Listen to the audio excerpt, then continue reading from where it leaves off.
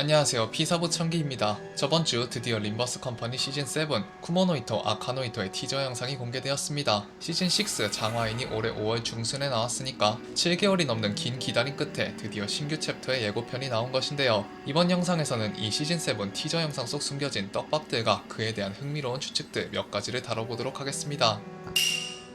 일단은 패스 이름부터 보고 가도록 하겠습니다. 이번 시즌7 패스의 이름은 쿠모노이토 아카노이토입니다. 한국어로 번역을 해보면 쿠모노이토는 거미줄, 아카노이토는 붉은 실이라는 뜻인데요. 일단 쿠모노이토, 그러니까 거미줄부터 그 의미를 유추해보면 가장 먼저 떠오르는 것은 일본의 작가 아쿠타카 유노스케의 소설 거미줄입니다. 아쿠타카와는 일본 근현대를 대표하는 작가 중 한 명으로 료슈의 원작 소설인 지옥변의 작가이기도 한데요. 마침 딱 료슈 챕터에서 동일 작가의 소설과 같은 이름의 패스 제목을 채용한 것은 절대 우연이 아니라고 생각합니다. 거미줄은 일본의 칸다타 설화를 단편 형태로 각색한 소설로 줄거리를 짧게 요약해보면 다음과 같은데요. 수많은 악행을 저질러서 지옥에 떨어진 칸다타라는 남자가 생전에 딱 한 번 거미를 죽이지 않고 살려준 선행을 인정받아 부처님이 내려준 거미줄을 타고 지옥을 탈출할 수 있는 기회를 얻지만 다른 죄인들까지 자신의 거미줄에 매달려서 같이 올라오는 것이 못마땅해 꺼지라고 일가를 해버리고 그 순간 칸다타의 못된 마음씨에 거미줄이 끊어져 버리며 다시 지옥으로 추락해버리는 내용입니다. 줄거리만 놓고 보면 옛날 전래동화에서 흔하게 등장하는 그런 내용인데 저는 이 소설을 읽고 바로 떠오르는 환상체가 하나 있었습니다. 바로 로보토미에서 등장했던 자인 등급의 환상체 다낙수선인데요. 아시는 분들은 아시겠지만 이 다낙수선의 풀네임은 단 한 번의 악과 수백 가지의 선행입니다. 그리고 이 이름은 거미줄에 등장하는 칸다타의 행적과는 정반대되는 이름이죠. 또한 제4회 발표범에서 요슈가 이 다낙수선의 에고장비 인격을 받기도 했기에 이번 스토리에서 다낙수선과 관련된 무언가가 등장해도 이상하지 않을 것 같다는 추측을 조심스럽게 해보겠습니다. 이 다낙수선 이외에도 거미줄이라는 패스 이름과 직접적인 연결점이 있는 환상체가 하나 더 있는데요. 마찬가지로 로보토미에서부터 등장했던 테스 등급의 환상체 거미봉오리입니다. 요슈는 테스 등급 에고 저간, 해 등급의 저간 개, 그리고 발프밤 인격 저간 참외까지 이 거미봉오리 환상체와 연관이 아주 많은 수감자입니다. 여기에 더해 거미는 모성애가 아주 강한 동물로 유명하며 환상체 거미봉오리의 설명에서도 아이들을 먹이기 위해 사냥을 한다, 아이들을 보호하기 위해서라면 어떤 희생도 마다하지 않는다 등의 묘사가 나오는데요. 요슈는 가족, 그 중에서도 부모 자식 간의 관계와 관련된 떡밥이 아주 많은 수감자이기에 쿠모노이토는 이것까지 노린 패스명이지 않을까라고 생각합니다. 두 번째 패스명인 아카노이토, 즉 붉은 실은 운명의 붉은 실을 의미하는 것이라고 생각되는데요. 운명의 붉은 실은 동아시아 국가들에 퍼져있는 설화로 인연이 이어진 사람들은 서로의 손가락에 보이지 않는 붉은 실이 이어져 있다는 내용입니다. 일본의 경우는 특이하게 이 붉은 실이 반드시 새끼손가락에만 메어지는 특징이 있기도 하죠. 요슈라는 수감자의 특성을 봤을 때 이번 9장에서는 남녀 사이 연인보다는 부모 자식 사이의 인연을 상징하는 메타포로 사용될 가능성이 크다고 생각합니다. 이제부터 본격적으로 티저 영상을 분석해보도록 하겠습니다. 일단 티저 첫 화면, 붉은 실 두 개가 양쪽에서 이어져 만들어진 실타래의 모습이 보입니다. 제가 이걸 보고 처음 든 생각은 이거 로보토미 스토리에 나오는 코기토 아니야 였습니다. 이게 바로 코기토인데요. 딱 봤을 때 배경 색깔이나 느낌이 제법 비슷하게 생겼죠. 코기토는 간단하게 말해서 인간 내면에서 무언가를 끌어내는 데 사용하는 약물입니다. 림버스 추출을 진행할 때 나오는 이 황금 사슬 역시 이 코기토에서 모티브를 따온 것이고요. 만약 이 붉은 실타래가 정말 코기토를 의도한 것이라면 9장에서 이 로보토미 스토리와 관련된 내용이 등장하거나 요슈의 내면에 무언가가 붉은 실로 이어져 있는 묘사가 등장할 수도 있을 것 같습니다. 그리고 이어져서 손가락 간부들이 한 명씩 나와서 애기 한 명을 자식처럼 키우는 모습이 등장하는데요.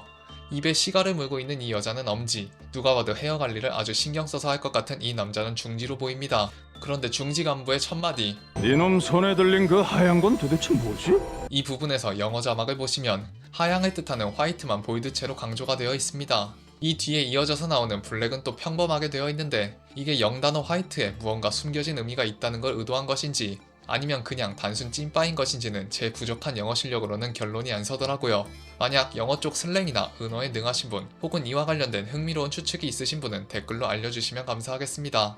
그 다음 약지 간부가 나와서 사이코패스 같은 헛소리를 잔뜩 한 다음에 요슈의 어린 시절 모습으로 보이는 아기가 등장하고 요슈의 엄마처럼 보이는 여자가 어린 소녀를 혼내는 모습, 그리고 그걸 지켜보고 있는 요슈의 모습이 등장합니다. 여기서 요슈는 모든 순간의 한가운데서 나는 너를 지켜보고 있다 라는 대사를 치는데요. 앞서서 설명드린 요슈의 해등급 에고 저강계의 사용 대사를 보시면 다음과 같습니다. 항상 지켜보고 있었지. 저강계 에고의 경우 스토리, 인격, 에고 전부 포함해서 료슈가 검을 검집에서 뽑는 연출이 유일하게 등장하는 애고이기에 이 역시 어느 정도는 의도한 것이 아닐까라는 생각이 들었습니다. 그리고 나서 검지 간부로 보이는 남자가 등장하는데요. 아마 푸문의 전작 라이브러리 오브 루이나를 플레이하신 분들이라면 여기서 흠칫 놀라셨을 겁니다. 등장하는 구도, 입고 있는 정장, 머리 스타일, 그리고 검은 가면을 쓴 것처럼 얼굴을 가린 것까지 누가 봐도 라우로의 주인공 롤랑이 떠오르는 모습인데요. 저는 이거 100% 노린 거라고 확신합니다. 만우절 이벤트 같은 개그 스토리라면 몰라도 메인 챕터 예고편에서 누가 봐도 롤랑처럼 보이는 인물을 누가 봐도 롤랑처럼 보이게 등장시켜놓고 아닌데 롤랑이랑 전혀 관계없는데 그냥 비슷하게 생긴 사람인데 하고 넘어가는 건 치밀하게 떡밥을 뿌리고 회수하는 김지훈 디렉터의 성격상 절대 있을 수 없는 일이라고 봅니다. 또한 과거 라오로 언어의 층 스토리를 보면 롤랑은 과거 17구 뒷골목에서 태어났다는 내용이 나오는데요. 17구면 날개로 치면 Q사인데 이번 9장의 메인 배경 역시 Q사가 될 확률이 아주 높기에 이 검지 간부가 롤랑과 관련이 있다는 것은 거의 확정적으로 보이죠. 하지만 그렇다고 해서 이게 롤랑 본인이냐고 물으면 그건 또 아니라고 생각합니다. 추후에 나오는 대사를 보면 한국어로는 내가 지져버린 화상 자국이라는 표현이 나오는데 영어 자막을 보면 Burn mark you've seared into face. 그러니까 얼굴에 생긴 화상 자국이라고 나옵니다. 라오르 시점에서 롤랑은 얼굴에 화상 자국 같은 건 없고 라오르 엔딩 이후에는 도시를 아예 떠나서 살게 되었기에 이 인물이 롤랑의 가능성은 거의 없는 것이죠. 그렇다면 이 짬 롤랑은 누구냐? 확실한 건 스토리가 나와봐야 알겠지만 개인적인 추측으로는 롤랑의 형제 혹은 롤랑과 함께 자란 누군가이지 않을까라고 생각합니다. 라오로 스토리를 보면 고아였던 롤랑은 어느 할머니 손에서 자라면서 해결사 기술을 배웠다는 내용이 나오는데요. 롤랑에게 가면을 쓰라고 조언을 해준 것 이 할머니였던 것으로 나오기에 이 할머니 밑에서 함께 자란 누군가이지 않을까라고 조심스럽게 추측을 해봅니다. 그리고 마지막으로 넘어가서 요슈는 다음과 같은 대사를 말하는데요.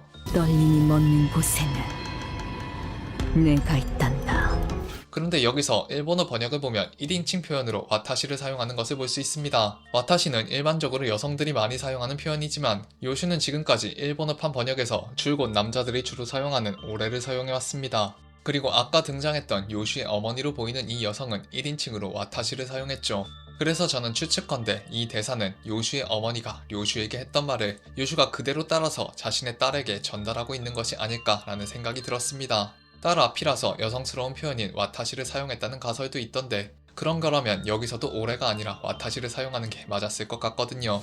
그리고 여기서 새끼손가락을 피고 있는 누군가의 손이 등장하는데요. 아까 료슈의 어머니로 추측되는 여성이 등장할 때도 똑같이 새끼손가락을 핀 손이 등장하였죠. 다른 점이라면 한쪽 손은 새끼손가락에 붉은 실이 감겨있고 한쪽은 깨끗하다는 점인데 저는 깨끗한 쪽이 요슈의 손이라고 생각합니다. 원래는 요슈의 새끼손가락에도 실이 감겨있었지만 요슈가 모종의 사건 혹은 림버스 컴퍼니 입사하면서 이 실을 끊어내었고 그로 인해 모녀 사이의 인연이 끊어진 게 아닐까라고 생각하고 있습니다. 실이 묶여있는 손가락이 새끼인 이유는 소지와 관련이 있을 수도 있겠지만 앞서 패스 이름 설명에서 말씀드렸듯이 일본에서는 붉은 실이 새끼손가락에만 메어지는 것을 고증한 것이 아닐까 싶고요. 그리고 마지막으로 두 개의 실이 엉켜있는 모양이었던 실타래에 하나의 실이 추가된 모습이 등장하는데요.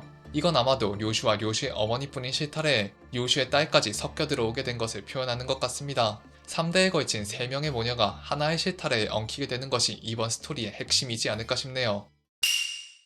여기까지 이번 9장 티저에 나오는 요소들에 대해 떡밥 정리와 제 나름의 추측을 곁들여 보았는데요. 티저 맨 처음에 나오는 이 대사 둥글게 감겨 시작과 끝이 맞닿아 있는 실타래가 있었다. 중간에 나오는 이 대사 너의 첫 울음과 마지막 숨결 사이 그리고 마지막에 나오는 이 대사까지 돌아오는 방향을 모르겠다면 가장 아팠던 첫 매듭을 더듬어서 되짚어라. 이번 티저 영상은 계속해서 시작점과 종착점의 연결성에 대한 메시지를 던지고 있습니다. 저는 이 연결이 요슈의 어머니와 료슈 그리고 요슈의 딸까지 이 3대에 걸친 가문을 표현하는 것 같다고 생각합니다. 이 이어짐은 부모 자식 사이의 인연으로 비춰질 수도 있겠지만 이들을 묶어두는 사슬처럼 여겨질 수도 있을 것 같은데요. 그냥 지극히 개인적인 추측을 하나 해보자면 뭔가 9장 마지막 하이라이트 연출 때 요슈가 처음으로 자신의 검을 뽑고 이 붉은 실을 끊어버리지 않을까라는 예상을 조심스럽게 해봅니다. 자신들을 엉킨 상태로 묶어놓았던 족쇄를 끊어버리는 느낌으로 말이죠. 제가 이번 영상에서 다룬 것 이외에도 이번 티저 영상에 대해 본인만의 흥미로운 추측이 있으시다면 댓글로 남겨주세요. 지금까지 피사보청기였습니다. 감사합니다.